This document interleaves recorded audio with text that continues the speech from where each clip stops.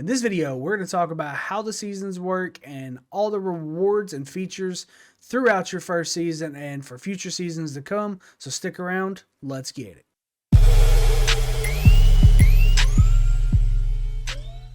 Welcome back to CO Gaming, and today we are going to talk about seasons, but it's kind of break down the rewards and the features and just the overall overview of how this season one works.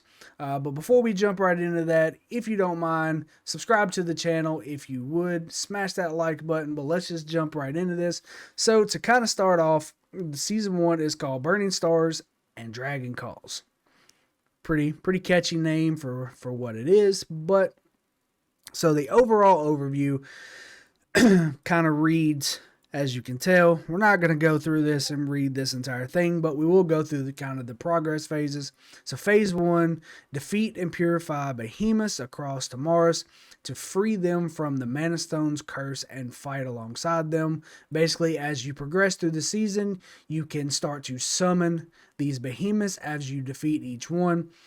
Each behemoth has a two-stage setup for it. You have stage one, that's basically just a straight kill. It's pretty simple. All of them seem to be pretty simple.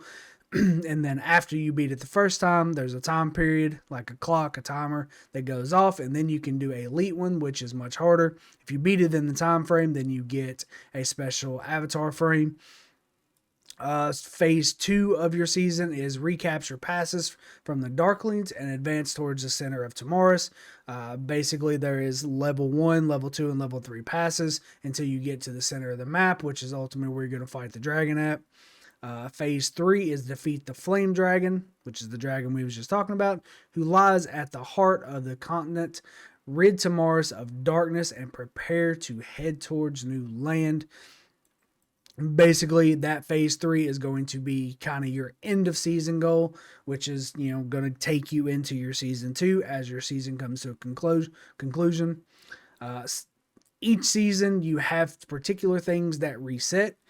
Your hero levels will reset, your tactics manuals reset, CP items reset, artifact levels, arcane dust, policies, prestige, merits, Legion medical supplies, Dragon Trail, and other. So as far as the other goes, it's not really a whole lot here. Just like basically your alliance name, your alliance reset, stuff like that. Nothing crazy. It does reserve your alliance name and abbreviations for 7 days following the beginning of the new season. So that's always a great thing there. So you're not worried about people trying to ninja your name for your group just to mess with you. But that's pretty much the progression of the server and how it all works out. Of course, you're going to be fighting people along the way, especially if you're on a busy server. I know there's some servers out there that are absolutely insane. 32 is nuts. There's so many people on that server, and they seem to be having a lot of fun with it. But kind of moving on, your season features. So you have wanders, passes, villages, behemoths, darkling patrols, dark creatures, darkling guards, darkling forts. So forts are for rallying. Your darkling guards are for chests that you can open up because you get darkling keys as you kill so many darklings throughout the day. You can have 5 at one time. And then, of course, there is your random 5 that pops up. Those are called the Supreme ones. Those are the ones you're actually looking for, but there's basically three levels of it. There's a green, there's a purple, and there's a gold. So be on the lookout for those golds, but they're not always in your region that you're currently in. So sometimes you just have to settle for, either a green or blue. And then, of course, your creatures and your patrols, those are just darklings that you fight throughout the season to level up your commanders. Each time a new level 1 comes out, you get either a gold key or a artifact key from it. Behemoths we talked about, that's part of the phases. Each behemoth that comes out as you progress through the season, you get to fight a new one, starting with the bear and basically ending with the dragon. Villages and stuff like that are going to be kind of through as you're scouting the map. You get all kinds of free stuff and rewards from that, from scouting, so be sure to do that. There's so much free stuff. It's very much worth doing. It is time consuming, but worth it. Passes is how you go from one zone to the next zone. So be on the lookout for that. And that's also where you're going to find that your PvP is ultimately going to start at, for the most part, is through these passes, because you're basically going to be intruding in somebody else's zone that they start in. So that's where a lot of PvP is going to happen, as the moment your passes open up. Wanders you get as you progress through your scouting. Each one of them, once you unlock a zone to a certain point, there'll be a couple of them that pop up. You just basically click on them, which give you some free gems. It will have a couple objectives for you to do, nothing crazy.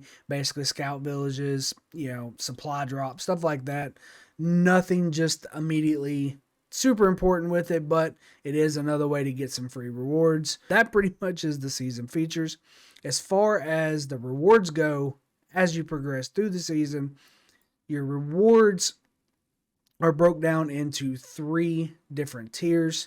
So you get the Anointed, which is basically your alliance must occupy 1 flame dragon. There is only 1 flame dragon on the map, so only 1 group can get this, and you have to have 1 to 2 magma demon layers by the end of the season. That will get you your overall top rewards for the season, and basically ultimately that victory for winning your season. Your rewards are also broke down into tiers for your rank in your group. So, basically this is going to be what you get as a R1 through R3. Your R4s get some extra gems, and of course the leader gets the most, which is going to give him 2,000 gems. Not nothing just outright crazy, but it is, a level of difference. With more responsibility comes more rewards. So for Conqueror, which is your second reward tier, basically you don't occupy a dragon, but you have 1 to 2 magma demon layers by the end of the season.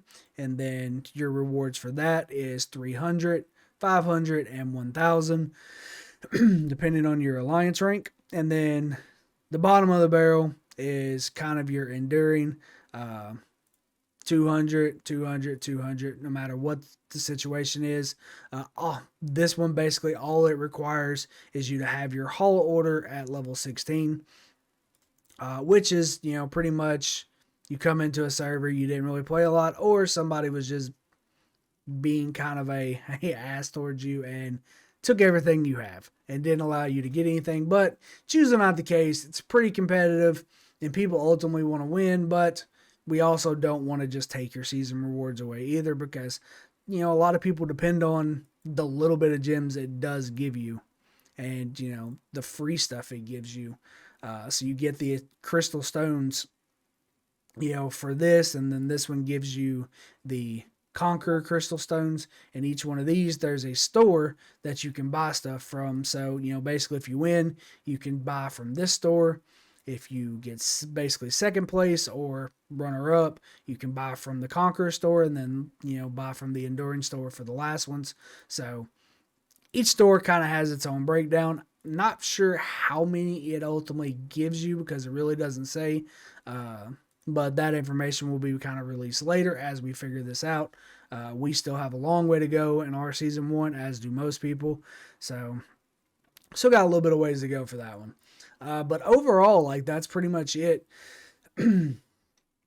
Of course, you would go into your status tab, you get this whole big breakdown of where everything is as you click on each one of the behemoths.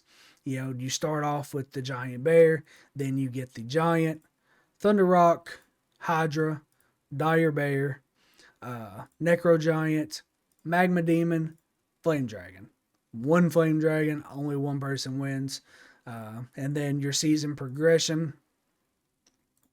If you click on this and go to your Augur Stone, this is basically all of your progression steps throughout, which as you go opens up more and more things to do. And then, of course, as you can tell, we're about halfway through it. So that's kind of where you're at. This one currently is Conspiracy. This is where our level 2 pass actually opens up. So it's going to be a big thing for our PvP season to fight the other larger group on the server. But that's pretty much it. You know, you go through and the server completes these, and as you go, you unlock everything you can do, and eventually we'll be at the center of the map and can fight that dragon and either win or get second or third place, however you want to categorize that. Ultimately, I think there's a winner and then there's everybody else. It's just the way season progress goes, and these seasons I think are extremely fun because it makes the servers very competitive. But outside of that, that's pretty much kind of it. That's just, you know, there's not a whole lot being left said as far as going into your season 2. With the last update, everybody will just basically go into a season 2. Servers will merge together. From what I've heard, it's 4 to 5 servers merged together after your season 1, and then you just pretty much kind of do it over again. I do know some things have been buffed from a buddy of mine that is in some of the original servers. So things are a little bit more difficult. The behemoths are a little bit more difficult. But overall, the concept of it is pretty much the same. I'm sure it has a different name, which is more information we will get kind of later on. And then after you finish season 2, we will get to the migration system to where people can start to go play with other people they know on other servers, but this will be limited, you know, basically due to your bracket. So that will be kind of an interesting concept to see exactly how that's going to work out. I know how it works in like Rise of Kingdoms, but this is a lot like it, but it is different in its own way. So that's something to keep in mind, but that's a good aspect to have. I feel like it's going to be more of a team building type thing, but we'll see. But, you know, you can't do it until after your season 2, so it really doesn't matter anyway. But that pretty much wraps this up. That is kind of how the seasons work. It's pretty much broke down into phases. So have fun. Enjoy the season type of game. I think it's a really good aspect. But that's where we're going to wrap this up. As we said in the front of the video, subscribe to the channel if you don't mind. If you enjoy this content, smash the like button. Until next time, CO out.